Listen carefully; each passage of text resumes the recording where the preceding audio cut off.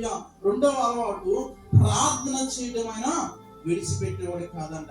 అదే గ్రంథము, అదే సువార్త, లూకా సువార్త 22 హల్లెలూయా 22:37 వచ్చిన భాగాన్ని చదువుకుందామండి.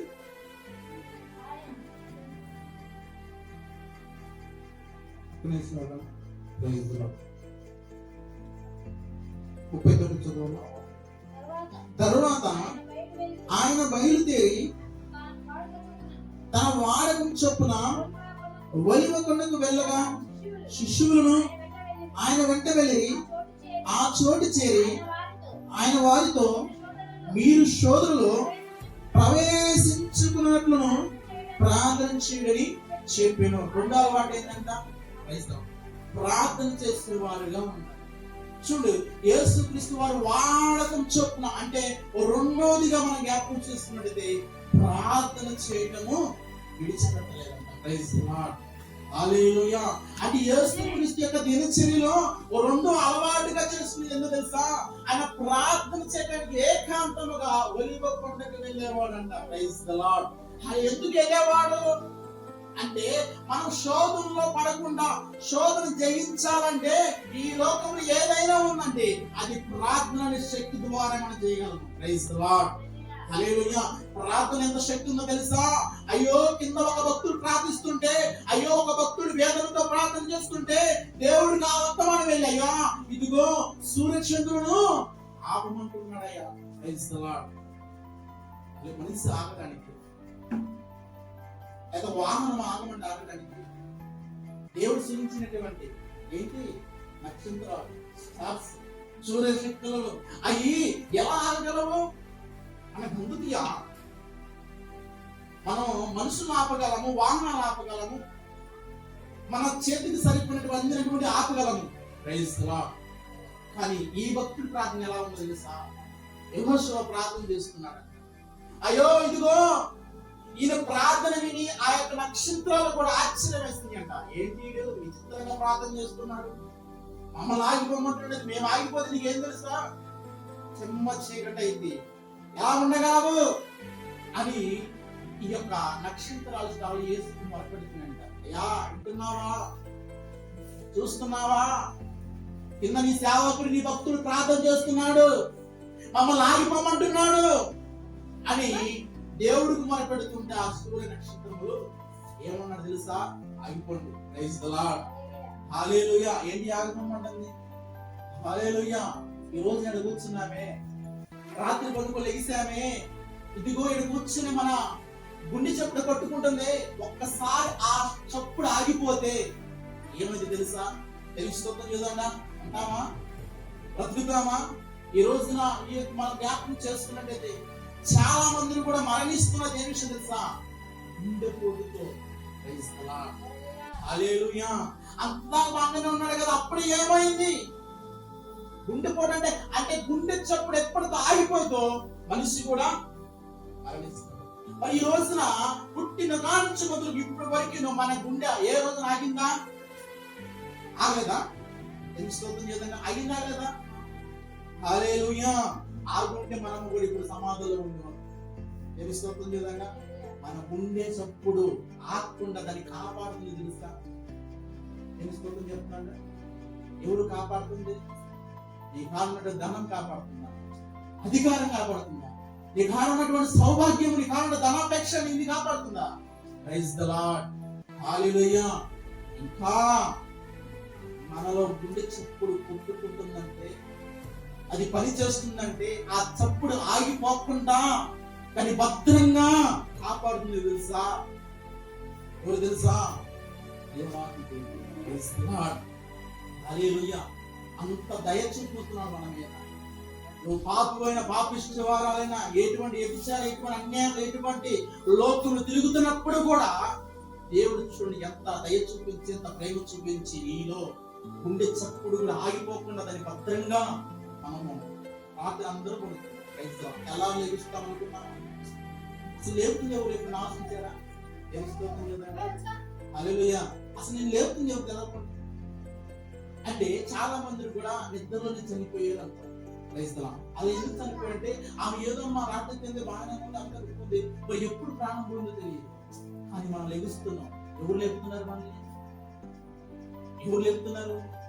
ఆ గుండె అసలు ఎవరిని, ఆ చప్పుడు ఎవరు లేపుతున్నారు? ఇప్పుడు ఆలోచించావా? ఎప్పుడు గ్రహించావా? తెలుసుకోవద్దు చూడగా మనకు ఒకటే ఆలోచన, 3 పూటలు తింటాము, చక్కగా ఫ్యాన్ వేసుకొని పడుకుంటాం. తిన్నావు బాగానే ఉంది. నువ్వు తిన్న ఆహారాన్ని ఎవరు కరిగిస్తున్నారు? తెలుసుకోవద్దు. దాన్ని అసలు ఎవరు శుభ్రం చేస్తున్నారు? అడ్డగోలంగా తింటాం. మేము నివసించాలి తెలుసుకోవద్దు. దాన్ని తిన్న ఆహారాన్ని నమిలి తెలుసుకోవద్దు. ఏ రోజున ప్రార్థన చేశారా? అయ్యా అందరికి కిడ్నీ లేవు, ఈరోజు నాకు కిడ్నీ ఇచ్చారు, అందరికి నువ్వు తిన్న ఆహారము గ్యాస్ ట్రబుల్ వచ్చి అల్లాడిపోతున్నారు, తట్టుకోలేకపోతున్నారు. నాకు ఎటువంటి ఇబ్బంది లేకుండా నాలో ప్రతి అవయాన్ని చక్కగా నిరూపించవయ్యా. ఏ రోజున స్థితం చేస్తామా? చెయ్యాలి. తెలుసుకోవద్దు ఏదన్నా ఎవరిచ్చారు? పనకొచ్చుకునేదా కిడ్నీ? ఇడ్లీ అయితే పనకొచ్చుకుంటాం, పొద్దున్నే కిడ్నీ పనకొచ్చుకుంటామా? కిడ్నీ కొనుక్కొచ్చుకోవడానికి కూడా కిడ్నీ కొనుక్కొచ్చుకుంటాం. తెలుసుకో, మనం 3 పూటలు తిని కొనుక్కుంటే దాన్ని అరిగించేది కిడ్నీకి ఎంత పని తెలుసా, ఎంత శ్రమ తెలుసా? అది చక్కగా ఆగిపోకుండా దేవుడు మన పక్షాన నుండి చక్కగా నిర్మిస్తుంటే మనము కాలు మీద కాలేసి హల్లెలూయా పైన చూస్తున్నాం. తెలుసుకోవద్దు చేద్దాం. హల్లెలూయా ఆ కాలు పైకి వేయడానికి, పైకి చూస్తానికి కారణం తెలుసా?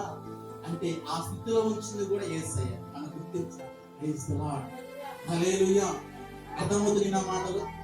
ప్రార్థన చేస్తున్నాడంట, యెహోషువ ప్రార్థన చేశాడంట. ఎంత శక్తి తెలుసా ప్రార్థన? ఎంత బలమైంది తెలుసా? సూర్యచంద్రుడు కూడా ఆపగలిగాడంటే దేవుడు. ఆ ప్రార్థన ఎంత ఇష్టమైంది, ఎంత ప్రీతికరమైంది. మన ప్రార్థన ఎలా ఉంది చెప్పండి? మన ప్రార్థన లాభాన్ని దాటేస్తుందా? మన ప్రార్థన కొంతమంది ఏం ప్రార్థన చేస్తారు? ప్రభు అది ఇది అది చేయి ఇది చేయి అంటారు. ఏసై కూడా మా ఇంటికి వచ్చి ఏం ప్రార్థన చేస్తున్నారు, ఏమి ఇవ్వాలి, ఏమనగాలి అన్ని అంటాం. అంటే ప్రార్థన కూడా ఒక క్రమం ఉండిద్ది. ఒక క్రమ ప్రధానంగా మనం ప్రార్థన చేస్తూ దేవుడు స్వయంగా ఉంటాడు. నేను గురి ఎత్తుకే పరిగెత్తుతున్నాను పౌలు గారు ఎందుకన్నాడు? మన ప్రార్థన కూడా గురి ఎత్తుకే వెళ్ళేటట్టుగా ఉండాలి. మన ప్రార్థన చేయడం కూడా ఒక క్రమం అనేది ఉందమ్మా. క్రైస్తవ ఎలా ప్రార్థన చేస్తా? ప్రభువా గడిచిన కాలం నుంచి నన్ను నా కుటుంబాన్ని కాచి కాపాడాలి.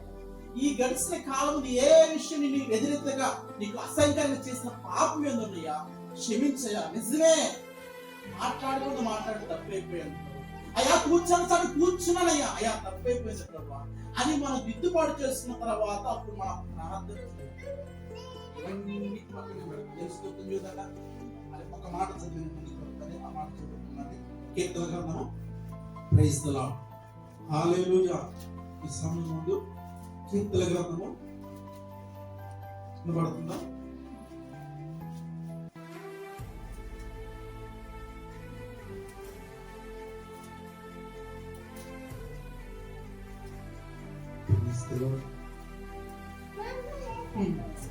కీర్తన గ్రంథము 59 12 చదవమా.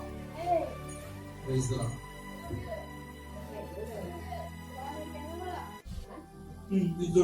చదవమా. వారి పెదవుల మాటలు బట్టి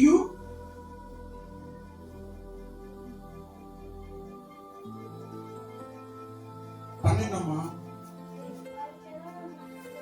వారి పెదవుల మాటలు బట్టి, వారి నోటి పాపను బట్టి, వారు పలుకు శాపములను బట్టి, అబద్ధములను బట్టి వారు తన గర్వంలో చిక్కుబడునుగాక. Praise the Lord. హల్లెలూయా. దేని చేతంట ఇక్కడ మనం గమనించినట్లయితే ప్రేమ ఆదరణకి బిడ్డారా, ఈ భక్తుడు ఏమంటుండే? వారి పెదవులు మాటల చేతము, మాటలను బట్టి, వారి నోటి పాపను బట్టి, వారు పలుకు ప్రతి శాపనను బట్టి, అబద్ధములను బట్టి వారు తమ గర్వంలో చిక్కుకొని ఉంటారంట. Praise the lord. మనలో గర్వం రావడం కారణం తెలుసా? ఇదిగో కొన్ని వేల సంవత్సరాలు ముందుగానే రాయించగలిగాడు. నీ కొరకు నా కొరకమే. మనం ఎప్పుడు మన జీవితంలో గర్వం అనేది రానివ్వకూడదు.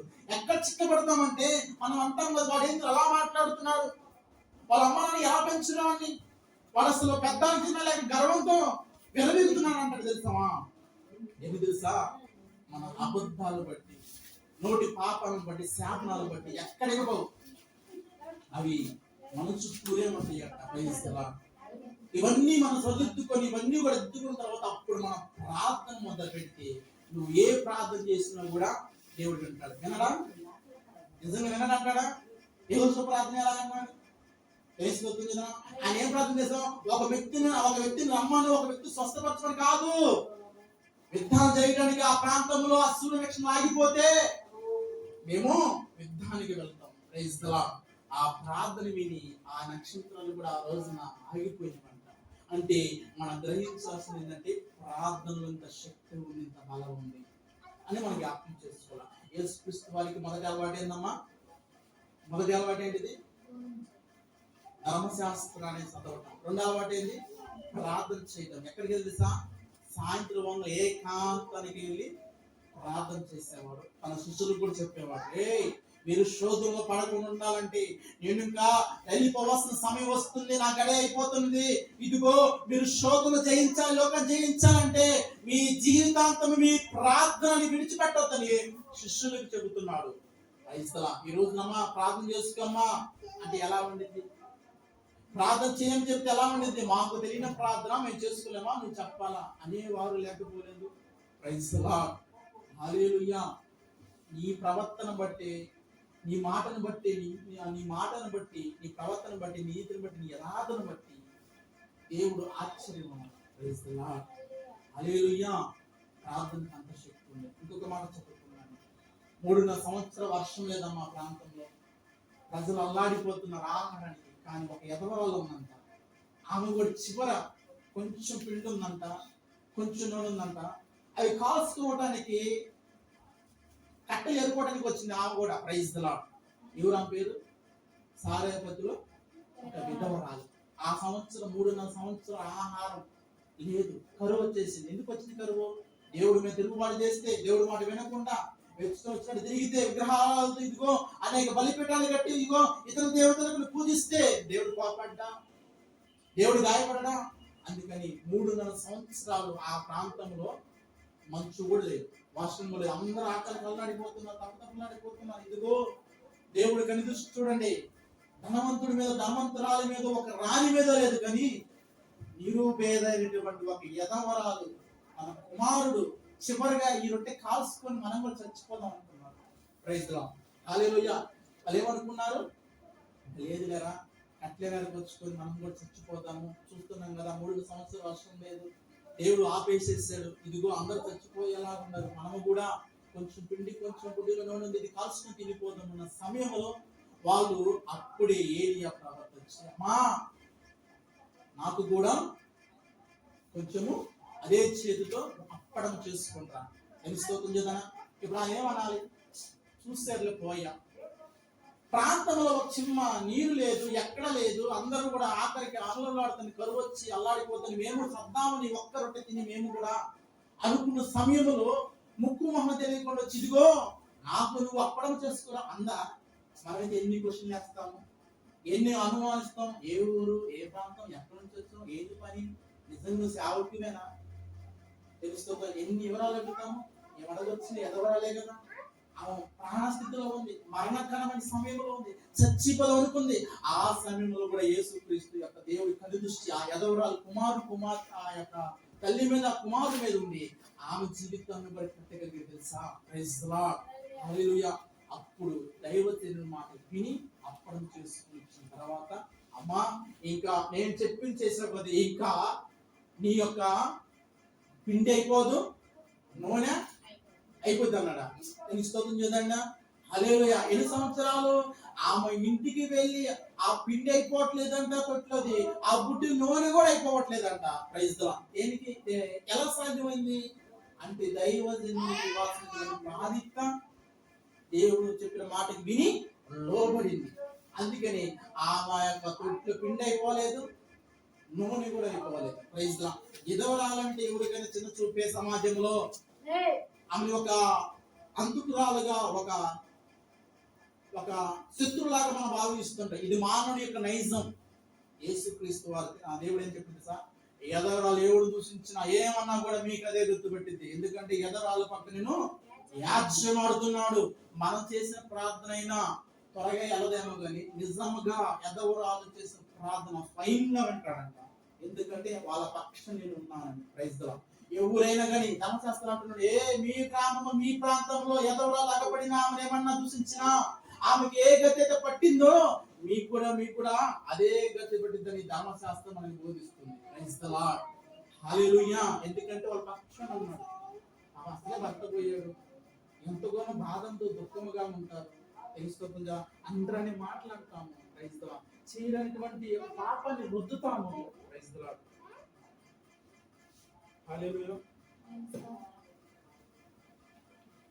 Praise the Lord. హల్లెలూయా. ఆమె వస్తున్న పోతున్నా కూడా గుసగుసలు ఆడుకుంటామే. తెలుసుకోవద్దు చేద్దా ఆ మాటలో నువ్వు అంటున్నావే, ఆ గురించి మాట్లాడుతున్నావే, ఆ మాటలు ఆమె వినకపోవచ్చు. కానీ సర్వసృష్టి అయిన కర్త, సర్వలోకాన్ని చూసిన సృష్టికర్త అయినటువంటి దేవుడు వింటున్నాడే. ఆ ఇంటి జ్ఞానమైన మాటంగా. Praise the Lord. హల్లెలూయా. ఇంటికి వెళ్ళింది, అప్పుడు చేసుకొచ్చుకున్నారు. పిండి అయిపోవట్లేదంట, తొట్టిలో నూనె అయిపోవట్లేదంట. దేవుడు అంతా ఆశ్రయించాడు. Praise the lord. ఇప్పుడు ఆమె సమాజంలో మనం చూస్తూనే ఉంటాం కదా, అక్కడెక్కడ ఎక్కడ కూడా పేరు ఉండదు, బాధ్యత ఉండదు.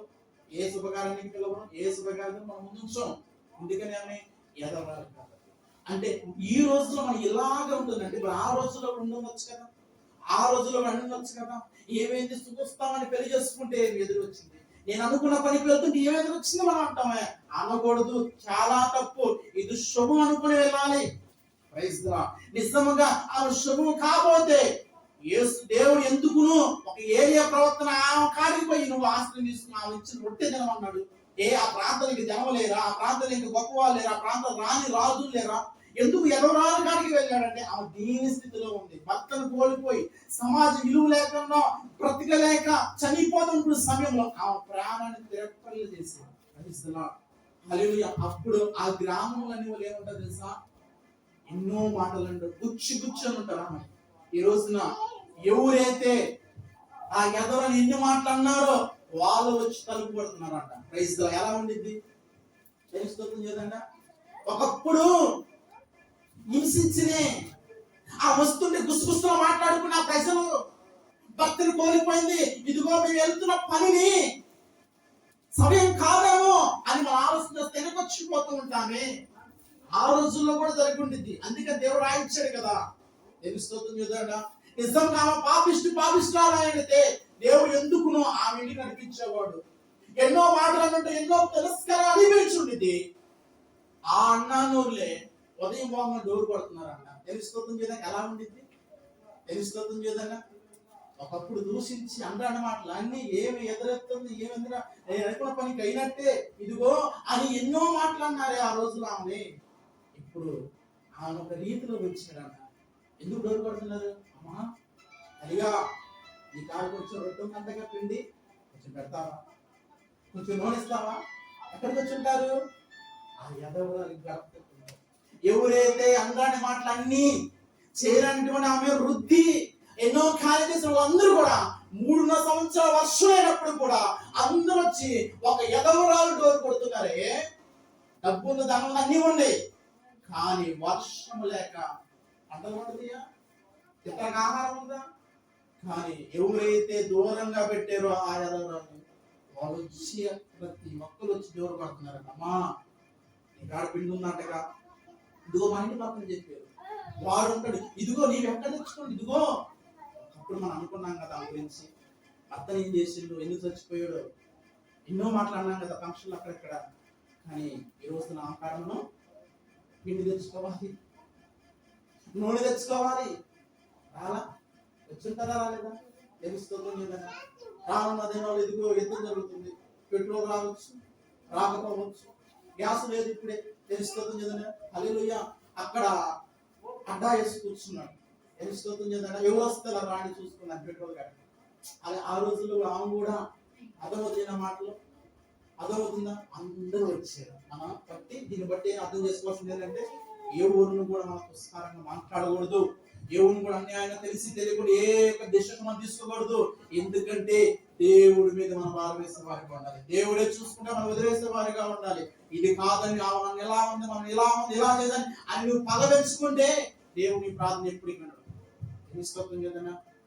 హల్లెలూయా. కానీ ఏముంది, మనం అనుకుంటాం ఎవరికైనా ఒకటే ఆలోచన వచ్చింది, దేవుడిని ఎందుకు ఇలా పుట్టించండి, లేని స్థితిలో అనుకోవచ్చు. లేదు, ఉన్న దాంట్లో మనం సంతృప్తిగా ఉండాలి. క్రైస్తవం వాళ్ళు ధనవంతులు, వాళ్ళు దేవుడు నమ్ముకోవట్లేదు, వాళ్ళు ఎలా ఆశించడం, ఎలా దీవించబడితే బిల్లింగ్ అంటే అనుకోవచ్చు. కానీ వాళ్ళు క్రీస్తు లేకపోతే వాడి జీవితం సున్నా. ధనవంతుడు ఉన్నాడు, అయ్యో ప్రతి ఏడ పంట పండుతుందంట. ఎందుకున్నాడు, నా ప్రాణమా నా ప్రాణమా తినుము తాను సురించుము, నీకు జీవితము నీకు ఈ లోకం తిరిగి లేదంటే ఏమైంది, రాత్రే అనుకున్నాడు కొనుక్కున్నాడు. అరే నాకు చూడు, అరే ఎరిపడనా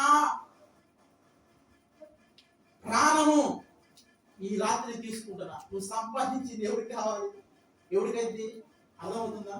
అంటే మన జీవితంలో అమ్మా ఎన్ని కష్టాలు వచ్చినాయి, ఎన్ని బాధలు వచ్చినాయి, ఎన్ని శోధనలు వచ్చినాయి, కానీ మనం మాత్రం అలవాటు చేసుకోవాలి. ఏంటి తెలుసా, ప్రార్థన. తెలుసుకో, కష్టమే. నువ్వు ప్రార్థన చేస్తే ఎక్కువసేపు ఎందుకు ప్రార్థన చేయాలి తెలుసా, అపవాది బంధించాడు, ప్రార్థన చేయకుండా బంధించేస్తాడు.